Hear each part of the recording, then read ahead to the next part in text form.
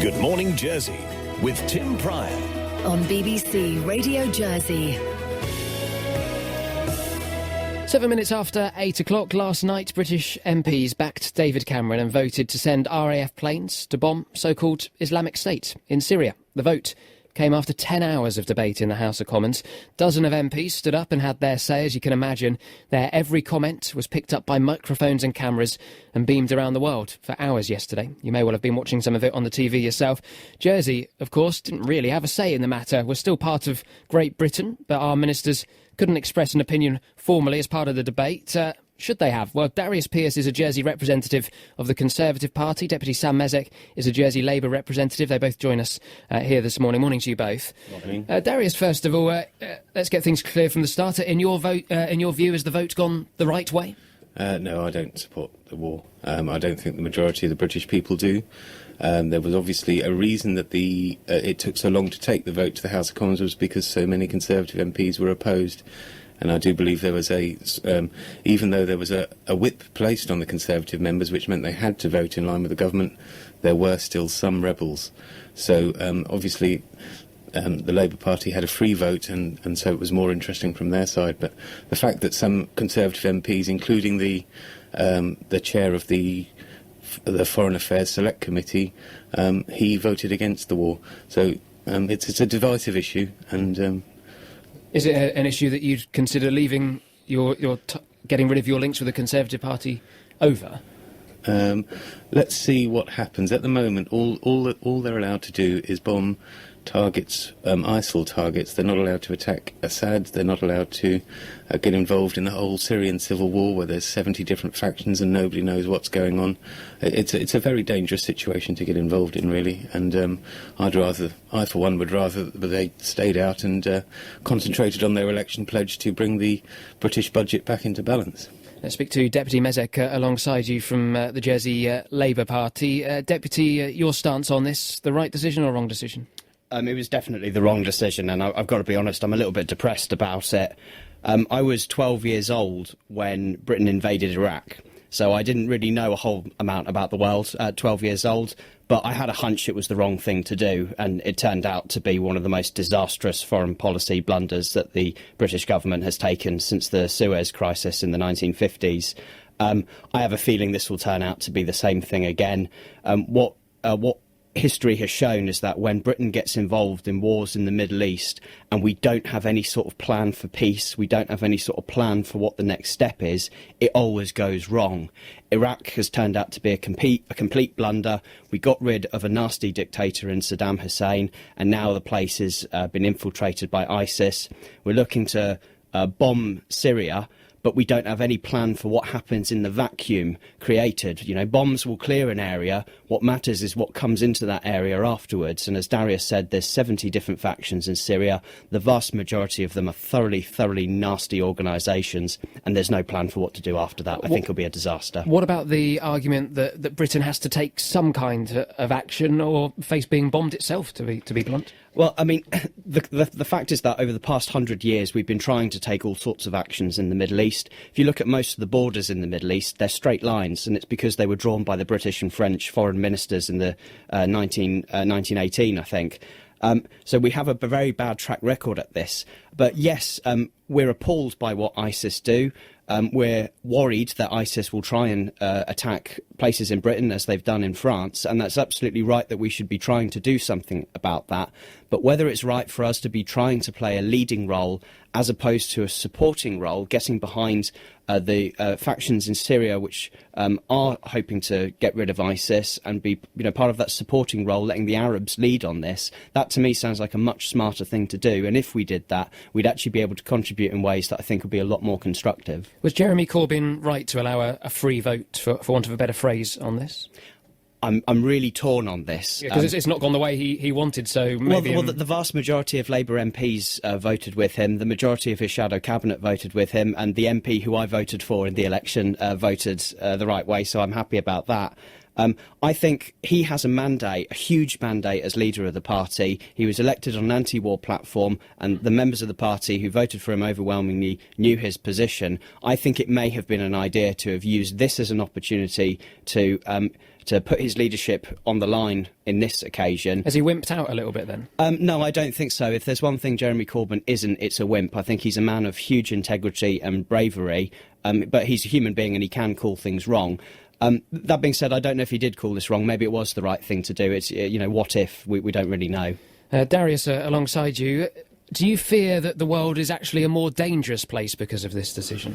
Well, that was one thing I heard on the BBC News last night, was one of the MPs actually stood up and said, now we've taken this vote, I feel safer. And that seems to me to be somewhat ludicrous position, because if you get into a fight, then you're more likely to get hurt than if you just stand away or keep your distance. Clearly ISIS, though, are going to be planning attacks surely on Europe, and that's dangerous already. So does something have to be done? If not military actions, does Britain have a role to play? Well, this is the difficult question. Is Britain still a leading power in the world? Should we stand up and stand beside the USA and France, or should we be something more like Sweden and just sit back and worry about our own affairs and leave these things up to people to decide for themselves? Really, I think that I'm on the libertarian wing of the party, and we really believe that it's up to people to make these decisions for themselves, and that also applies to other countries to resolve their own issues. Deputy, alongside you, I know we're not part of the UK, but we're very much part of the British Isles and Britain. Should Jersey have had some input in this? Because it could, I'm not sure it is, but it could be Jersey people in those planes bombing Syria, and clearly it's going to affect the whole world and not just the UK. We have a very, very strange and convoluted relationship with the United Kingdom, one that I think at some point will need to be clarified exactly as to how these things work. Should you maybe somehow have had a vote on it as a states member in Jersey? It's interesting you should say that. In 2002, I believe, Deputy Jeff Southern, my Reform Jersey colleague, one of the first things he did as an elected states member was bring a proposition to the states of Jersey asking the states to condemn the decision made by the British government to invade Iraq, and asked for Jersey, the bailiff it was at the time, to pass on that message to the Home Office in the UK, and the states actually voted to support that. So the official position of Jersey government was to oppose the war in Iraq. I would be astounded if anything like that happened again this time. Is there even an official position of the states of Jersey then this time round? The government, as in Ian Gorst and his colleagues, may well have a position that we don't really know. But the states he hasn't expressed that publicly, has he? No, and the States Assembly certainly doesn't have a view. I suppose it's up to each of us as individuals, but we can't really have an impact on it whatsoever, which is constitutionally a very strange state of affairs, which for some people might not be satisfactory. Darius, how worried are you about the repercussions of this and so-called Islamic State hitting back, retaliating, if you like? It's very difficult to know, because nobody really knows who Islamic State is or what they're doing. As far as the news that I can gather is that basically they've invaded some oil fields, they're drilling oil and they're selling oil. They're also shipping heroin through Afghanistan, through their territory. So it seems to me that they're more like a band of robber barons who are going in, making what they can. Who knows what links they have? Are there any actual members of ISIS? Are they just people who watch the videos and do crazy things? It's a really difficult situation. It's not like it's an organised enemy that you can plan to fight. You just have to react to what's thrown at you. But I think that making ourselves a target by attacking them in the first place is putting us at risk. And I'd rather that we hadn't done it. Just finally, Deputy Mézec, is Jersey more at risk this morning after that decision last night? Is it a more dangerous island to be living in this morning as we wake up? Probably not, but I don't think this has been helpful for it at all. Coming on from what Darius said, we know that those who attacked in Paris a few weeks ago were actually French and Belgian. They weren't from Syria.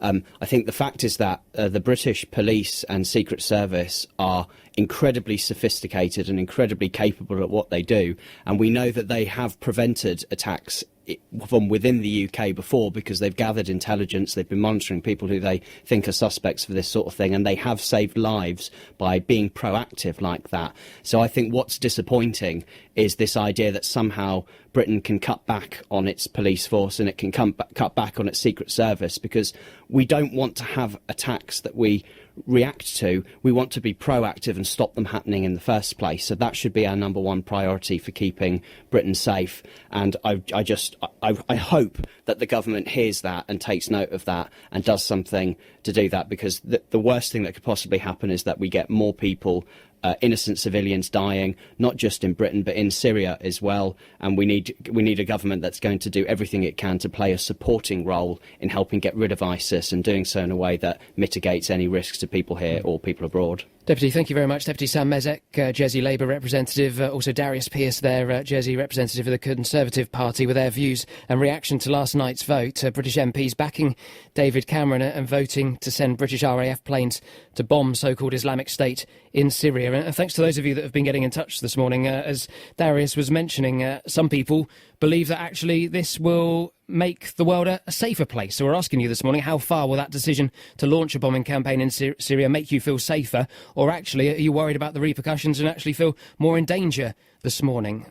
Was it simply too dangerous to stand by and do nothing? Shawnee on Facebook says if they, the government, in brackets, can find the money to kill people and destroy their homeland, they can find the money to look after our homeless and vulnerable people. Austerity is a lie, and Cameron is as much of a warmonger as Tony Blair, says Shawnee. Thank you very much for that. A morning to Stephen on Facebook, who says the enemy put their strategic targets next to hospitals, schools and public buildings to maximise bad press on anyone attacking. It is war. Innocent people will die. How many people were killed in 9/11? Questions Stephen during all the London bombings in the Second World War. More recently with the 7/7 bombings, the difference being that the above examples had no military target. Going further, we join the war on terror, we decide Syria is our target. Syria is removed from existence, bombed beyond recognition, says Stephen. That will not end terrorism.